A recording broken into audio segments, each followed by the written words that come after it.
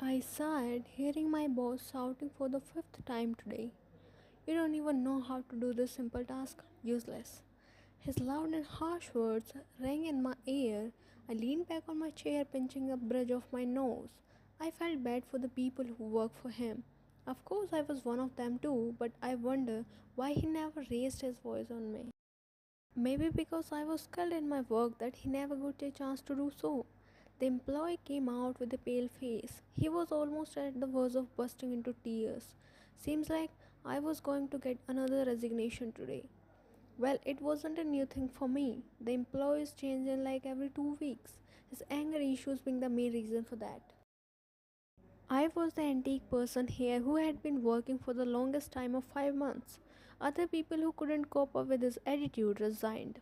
My chain of sympathetic thoughts broke with the ringing of a device on my desk.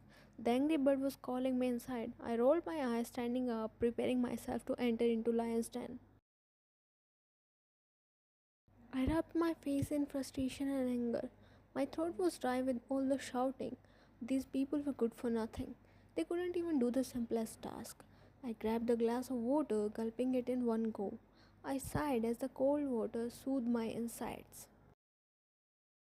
My eyes automatically moved towards the glass wall to my secretary, who was sitting there on her seat. My lips curved upwards as my eyes drank in her features. I stared at her with a smile, my favorite activity since she joined here. I was lucky that she couldn't see me due to the one sided glass wall. I pressed the device on my table, a call for her. I counted till 5 when there was a knock on the door.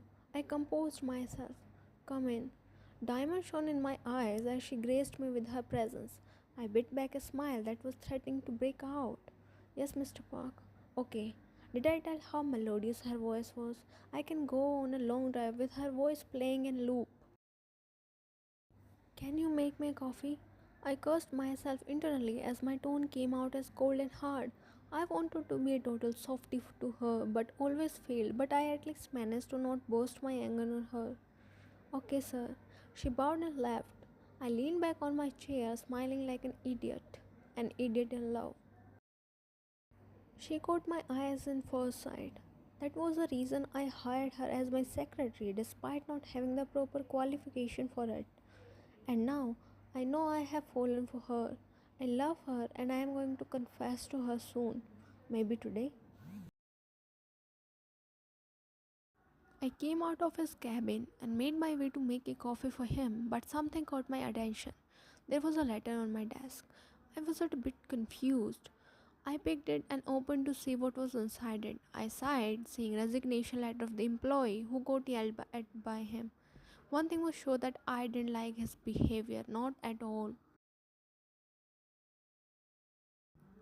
I entered inside his cabin with a cup of coffee in one hand and the letter in other. He was working on his laptop, sitting like a king. I placed his coffee on his table and slided the letter to him. He eyed the letter and then looked at me with raised eyebrows like was asking for an explanation. Sir, it's David's resignation letter. He nodded and put the letter in one of the drawers of his working table. He reacted like it was a small thing. Did he really not care about anyone? Well, what can I even expect from him? It was a new thing for him. It was just a part of his daily routine. Sir, he joined just a week ago. I know. Then why are you so chill about it? I said in my mind, but like he can read my thoughts, he replied. He wasn't doing any good thing here though. We can hire someone better. I didn't reply further. Arguing with him was the last thing I want to do while working here. I don't want my boss to roam around with a broken nose. I bowed and turned around to leave, but he stopped me. Van, I want to talk to you. I turned back facing him. Yes, Mr. Park. He stood up from his place and stepped towards me, stopping 2 feet away from me. I stood my ground, maintaining eye contact with him. He cleared his throat like he was preparing himself to speak. Van, look, I don't know how to say this. Use your mouth, I said before I could stop myself. He blinked his eyes, giving me an amused look. I love you for a long time now, and I want to date you, so will you go on a date with me? I was stunned. For a second, my heartbeat stopped. My brain stopped working. His words were echoing on loop in my mind. What? I whispered in surprise. What the hell just happened? Did the, did the angry bird just confess to me? I love you, Van, but I don't. A smile dropped, and a stoic, hard expression overtook on his face. We can try. No. Why?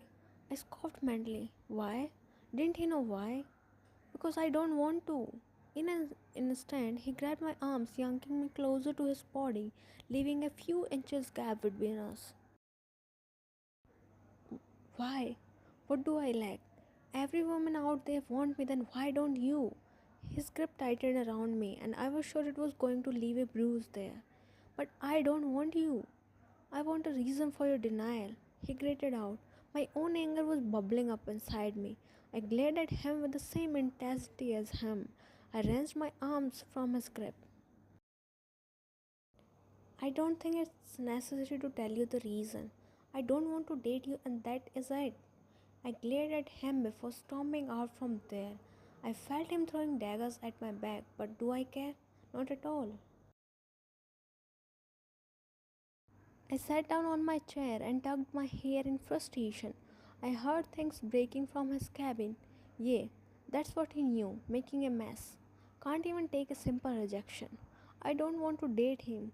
Why does he want everything according to him? The sound of breaking things continued, and I obviously don't care. I was packing my stuff to leave. The day was pretty exhausting. After that incident, he was shouting at every other person for the smallest of things. I got two more resignation letters. I wonder how he didn't lose his voice until now. Thank God I didn't have to encounter him again. I was only doing my work and he didn't bother me. Otherwise, I was adamant to give him a peace of mind. I was outside the office waiting for my Uber.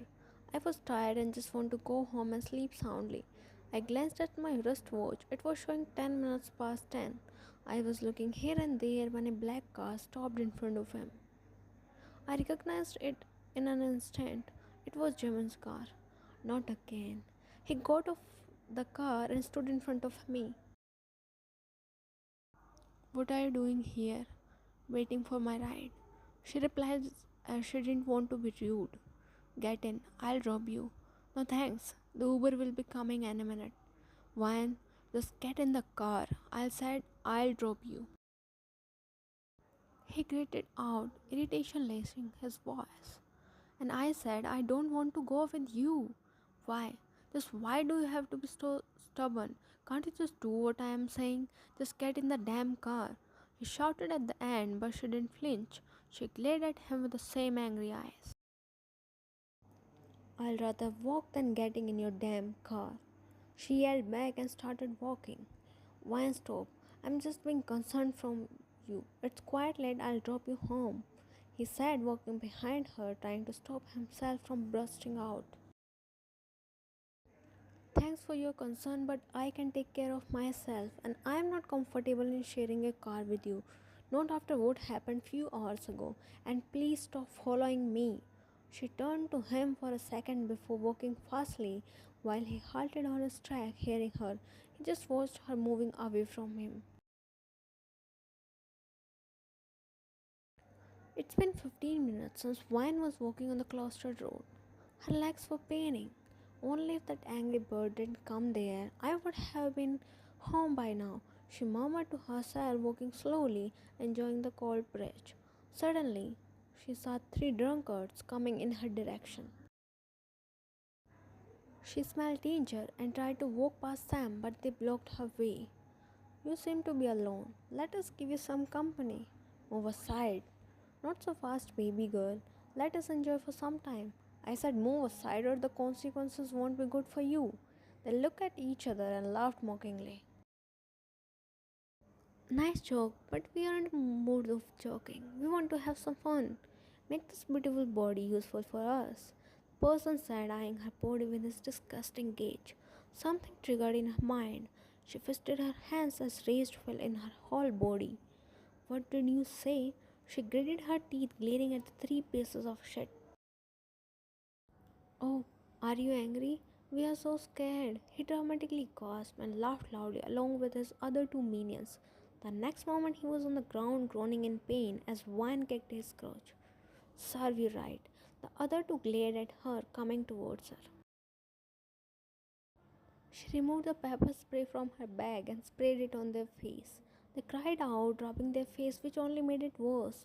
She looked here and there, and to her luck, there was an iron rod on the corner of the road. She ran to grab it. She held it tightly and started hitting them with full force. You wanted to have some fun, right? Have it, bloody losers.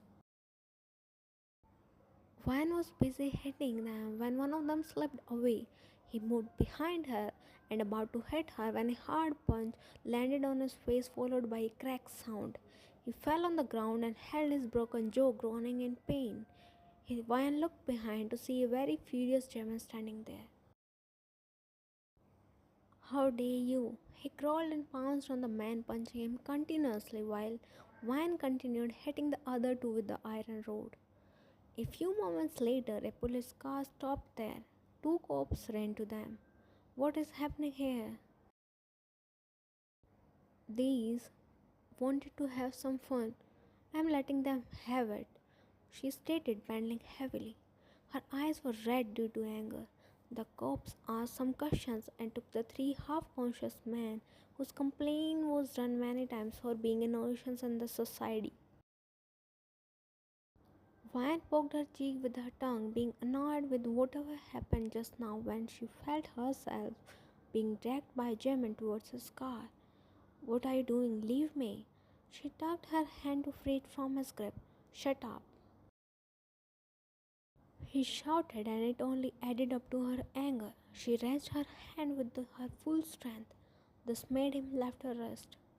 Don't touch me, she roared in anger, and don't try to manhandle me. Then stop being so stubborn. I told you to come with me. Now see what happened. I was handling everything. Yeah, I saw that how well you were handling everything. He mocked, rolling his eyes. I could have handled everything. You don't have to come in between. Yeah, so that he can attack on you and worst kill. One cut him off. Why does it bother you then? If he killed me or whatever? Because I love you, he shouted on top of his lungs. Everything about you bothers me. Why can't you understand a simple thing? This made Ryan silent. She looked away from him and started walking. He had her wrist, earning a glare from her. He took a deep breath. Ryan, get in the car. I'll drop you home. No, leave my hand. She twisted her wrist to break free from his grip. He pulled her hand, which made her collided with him. He looked at her with dark and angry eyes, and she mirrored his expression without an ounce of fear. What is your problem? Why can't you just listen to me for once? She clenched her jaw and closed her eyes to control her anger. Leave me. No. Either you tell me what is your problem or we are spending the night here in the middle of the road. She opened her eyes looking at him with so much rage before pushing him with full force, which made his grip loosen on her hand as she stumbled back. You, you are my problem. You remind me of someone I despise the most in this world. She shouted and gritted her teeth. You remind me of my abusive father, because of whom I lost my mother, because of whom I lost my childhood, who is responsible for the miseries in my life, who is responsible for the scars on my body. He stood there numb as she revealed her dreadful past. My mother committed suicide when I was 10 because of his torture, and then he started abusing me both physically and verbally. Whenever you shouted at others and made them question their worth, you remind me of him. You unknowingly scratched these wounds which he imprinted on my heart and my soul. She said everything, but there was not a little bit of hurt or pain in her eyes. There was only anger. Her body was shivering in rage. That showed how much she hates the man who was her father. Jimin gulped as she tried to find words to voice out. But I never did something to you, Ryan. That doesn't make you saint. You called people useless, worthless, good for nothing, and what not, just because they made some mistakes. Are you perfect? Don't you make mistakes? I am strict with my employees. He tried to justify himself. Being strict and being ruthless are two different things, Mr. Park, and you are ruthless. You don't think before you speak that how your words affect someone. She uttered confidently, looking directly at his eyes. This is the reason I don't want to date you. I despise the people who want everything according to them, who think that the world revolves around them, who want other humans to work according to them, who are like my father. He felt insulted when Wine compared him to her abusive father. With a long stride, he pinned her to his car bonnet. I am not abusive. I can't control my anger. I can't lose my senses when I am angry. I don't know what I am doing in anger. I am not abusive. He banged his hand on the car bonnet, finishing his sentence. Wyan looked at his hand, then at him. Yeah, you can't control your anger. This hand that you banged here can bang on my face someday because you will be angry and you won't know what you are doing because you can't control your anger, isn't it? A shiver ran down his spine, and he took his steps back from her. His hands hung on his side, his shoulders slumped down, and he looked at her with blank eyes. This is all a facade that some men put on to hide their weak side. They thought that ordering around on other people like they own them make them strong. Wine sighed. She had a lot to speak, but her energy was draining out. She turned around to go from there when she heard him. Wine, I'll drop you home, please. She sighed, opening the car door and getting inside. He came towards the driver's seat with slow steps and started the engine. He drove off.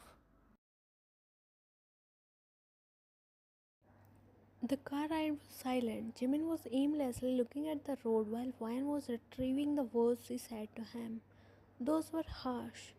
She realized that she overreacted and spat venom in her anger. She bit her lip, feeling guilty, and looked at him. After a 30-minute long ride, he stopped the car in front of her house. He didn't say anything, nor look at her. Wine looked at him, waiting for him to say something, but he was looking ahead at the road. Mr. Park, he looked at her. His eyes were dull, and that made her feel more guilty.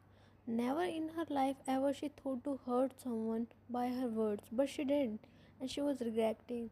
But what was the use of it when the damage was already done? I am sorry. It's okay. You didn't say anything wrong. No, you are not like my father, I swear. I didn't. It's fine, Wyan. I am sorry. He whispered monotonously. Wyan looked at him with remorse filled eyes before getting off the car and he drove off. Jimin came to his penthouse with the heavy steps. Her words were still ringing in his mind, though they were harsh, but they were true, so true. That that was the reality check for him. They say truth tastes bitter, but what they don't tell is that it is like acid which burns so deep that even the touch of air hurts like hell. He slumped on the floor near the couch. He didn't bother to turn the lights on. The darkness was more comforting for him. His eyes burned. He wanted to cry, but the tears weren't coming. It felt like his tears gland degenerated because he hadn't used them for years now. She was right. It was all a facade which he put on to cocoon himself away from every emotion. He was scared to feel them again, not after what he went through in the past. He wanted to cry harder like a heartbroken lover. He had a heartbreak today. The person he dared to love hated him, and the reason was he himself. He closed his eyes and leaned back on the couch. His phone pinged with a notification. He unconsciously pulled it out. The first thing he saw his wallpaper, which is Wine's pic, which he had stolen from social media. He felt his eyes watering, and drop of tear rolled down his eyes, falling on the mobile screen, followed by more. And then he wailed like a crazy person. He didn't remember when he cried last time. Maybe when his mother left him and his father for another man, or when he was craving for his father's love, who was busy creating another family with another woman, forgetting him, or when he was bullied in school because he didn't have a perfect family. After that, he closed his heart from every emotion. All he felt was anger. His pent up emotions were flowing in the form of tears. He cried like never before. The ache in his heart was getting unbearable for him. It was getting difficult for him to breathe. He panted, trying to inhale some air. His eyes were getting heavy as his heart was throbbing. The chaos in his mind was intolerable as he passed out on the floor. 3 months passed within a blink of eye. A lot changed in these past months, especially Jimin.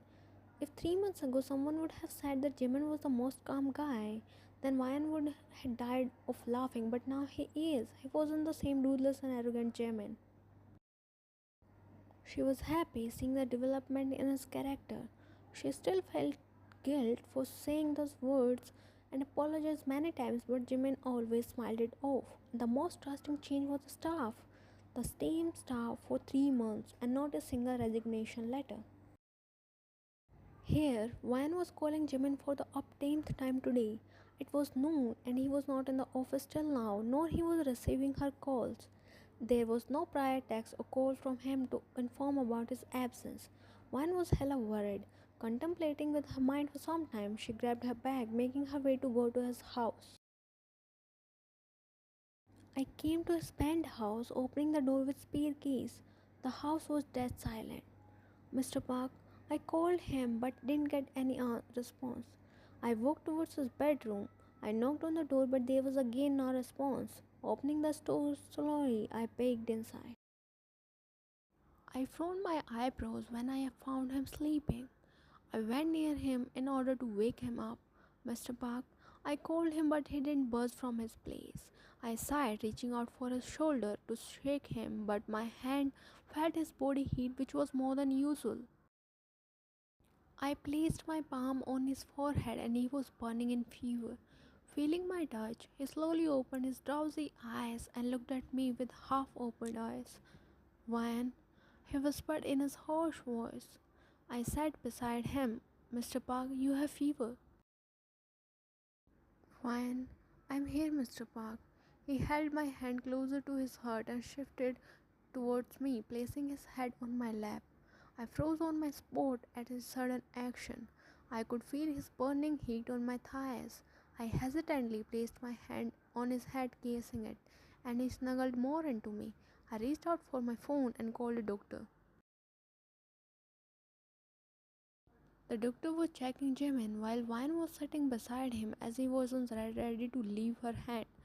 He has quite high fever. I need to inject him. No. He shook his head like a child and looked at Wine with puppy eyes. Her heart instantly melted, looking at his cute face, which was red due to fever. It's necessary, Mr. Park, but it hurts, Wine. It won't, okay? Just hold my hand tighter. He hesitantly nodded and turned around, holding her both hands in his. He hissed, tightening his grip on Wine's hand when the needle pricked on his skin. Wine closed her eyes as she was equally scared as him. Done. The doctor said, discarding the used injection in the trash bin. He handed a packet of medication to Wine, instructing about the dose and time. He left after that. Wine looked at Jimin, who was still holding her hands. Mr. Park, let me make something for you to eat. You have to take medicine. He loosened his grip on her hand and Wine helped him to lie down comfortably. Wine came in his room with a bowl of porridge. She placed the tray on the nightstand and helped him to sit. She handed him the bowl. He tried to eat with his weak hands, but he was eating less and spilling more. Wine's hands were itching to help him. When he again spilled the food, she snatched the spoon from his hand. He looked at her confused. Let me. She sat beside him, taking the bowl from his hand. She filled the spoon with the porridge and blew on it before putting it in front of his mouth, which he ate happily. He happily finished the whole bowl with a smile on his face. After that, Wine gave him medicine and he slept after some time. Wine stared at his sleeping face and kissed his head. She stood up to go, but he held her hand. He slightly opened his eyes. Stay, please, he whispered, and Wine stared at his face before sitting back on his bed. He was quick to place his head on her lap. Push me away if you feel uncomfortable. Wine brought her hand on his head, and instead of pushing him away, she ran her fingers through his hair, massaging his scalp. Next time Jimin woke up, he was alone on the bed. He glanced at the digital clock, which showed 8 in the evening. He slept for too long. He sighed sadly, thinking that why left until the door opened and she came inside with a tray full of food. Time for dinner. He sat up on his bed, feeling better than before. After feeding him food and medicine, Wyan got up to leave. I should leave. She noticed the way his face fell and turned gloomy, but he still nodded. Wyan was also not willing to leave. She smiled at him before leaving with a heavy heart. The next morning, when Wyan entered his cabin, he was already working there.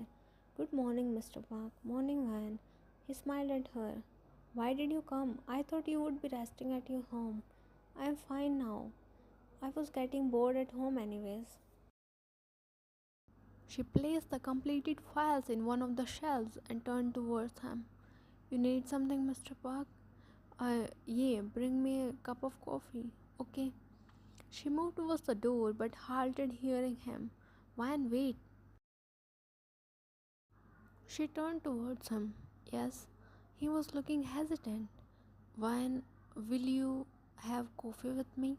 He asked, biting his lips nervously. He was ready to hear a no, but his eyes brightened when she smiled and nodded at him. Okay, bring 2 cups and be fast. Wyan chuckled as he wasn't even trying to hide his excitement. After some time, she came back with 2 cups of coffee.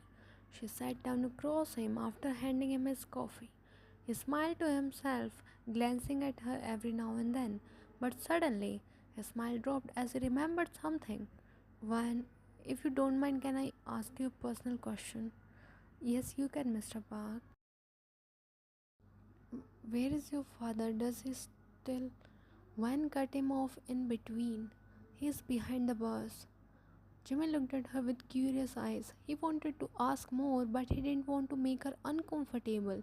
But like she read his thoughts, she replied, he wanted to sold me to his friend for money. She sighed, looking at him who has the same stoic expression which wasn't there for the last few months, and continued, I knew that was my end if I didn't do something. Nobody will come to help me. I had to help myself and I did. I called the cops and filed a complaint against him and his friend. They are behind the bars now. When did this happen? I was probably 15 that time, and I have been living alone since then. Jimin looked at her amused. Don't take me wrong, but don't you feel like crying when you remember what he did with you? Honestly speaking, no. I don't feel like crying. I only felt rage. That was a horrible phase of my life and that has passed. I don't want to waste my present or future crying over those memories or that person. I am already over it. Jimin was just admiring the strong woman sitting in front of him. The respect and love for her turned more deeper in his heart. Tell me about your family. I never heard of them. His smile dropped and he looked down before speaking. They divorced years ago and now happy with their own families. And what about you? What about me? Well, they don't care about me and I don't care about them. I don't even know where they are living. Just like you, I have been living alone for years now. They both looked at each other like they are seeing reflections of each other. Their stories was a little different, but still they went through the same pain of not having a family beside them. They emerged out as two different persons. One who decided to let the past go to have a bright present and future, and the other one who completely cocooned himself in a facade of strong person to avoid the past memories, not knowing that he was also ruining his present with this. Two persons with completely different persona. Ryan smiled and reached out for his hand, which was on the table, and gave it a squeeze. It's okay, Mr. Park. You have me. I care about you. Like a friend. I want to I want to be more than a friend, he said in his mind. He nodded and looked away, smiling shyly. He flushed. as pink hue covered his cheeks. I'll get back to work then. She took her hand back, and his hands instantly felt cold, craving for more warmth. She stood up from her seat and walked towards the door. She opened the door and turned back to him. Red suits you, Mr. Park. She left from there, leaving a confused Jimin. He was wearing blue then red. It touched his cheeks, which were warm. Blood rushed to his cheeks, and they turned into a deep shade of scarlet as realization sank in his mind. He smiled, feeling delighted and warm in his heart. Anger was really a scar in his life. As the scar vanished, he was able to feel the things more clearly, whether these were the other emotions or his love towards Ryan. Ryan sighed, looking outside the window as it was raining heavily. There is no way she could go home in this weather. Everyone left the office except her and Jimin. She was so engrossed in her work that she lost the track of time. We can't go home in this weather. Ryan flinched, hearing him beside her. When did he come? When you were looking outside. Did I say that loud? He hummed and nodded. Seems like we have to stay in the office tonight. Are you hungry? Maya shook her head, but at the same time her stomach growled. Her cheeks turned red in embarrassment, and he chuckled. I guess you are. Let's go then. But where? We can't go outside. We aren't going outside. Just come with me. Wine took her pad and followed him towards the elevator. Getting inside the elevator, Jimin pressed the button of uppermost floor. Wine looked at him curiously. Mr. Park, I have never been at the upper floor. Is there a restroom? You'll see, Wine. The elevator opened and they walked outside in front of a door. Jimin entered the passcode and entered inside, followed by Wine. She looked around with wide eyes. It was a whole house there. Whose house is this? Mine. It's my penthouse. It's beautiful, she said, looking around. Jimin moved towards his bedroom and came back with some clothes in his hand. Fine, you can change into these. Till then, I'll make something to eat. You know how to cook? Yeah. Ryan smiled, taking the clothes from him and moved to change while Jimin went to kitchen. Ryan came in the kitchen wearing his hoodie and shorts, which were big for her. Jimin was cutting some vegetables. He had changed his clothes into a black t-shirt and grey sweatpants. Ryan sat on the stool near the kitchen island, looking at him. He smiled at her before getting back to his work. There was a pin drop silence until Jimin decided to break it. Do you do you still hate me? Ryan was stunned hearing him, but she gained her composure. I don't hate you. In fact, I never hated you. I just hated the way you behaved with other people. Now you're changed, so there's no point of me disliking you. He grinned ear to ear. The idea of taking therapy wasn't bad though. Therapy? Yeah, I have been visiting a psychiatrist since last 3 months. Is it because of what I said that day? She said, feeling guilty. He stopped whatever he was doing and looked at her. Maybe. Your words were the strike I needed to realize that I was becoming a villain in people's life. I realized that I was never like that. I never wanted to be cruel. I used to be bubbly and kind. I lost myself and I wanted to find the real me, so I decided to take help. Your words brought a positive change in my life. You don't have to feel guilty. Now that I know about your past, it wasn't your fault you turned out to be like that. I shouldn't. I shouldn't be like that. I got no right to hurt others just because I had a bad past. Those people were never at fault. Silence followed after that. Jimin got busy.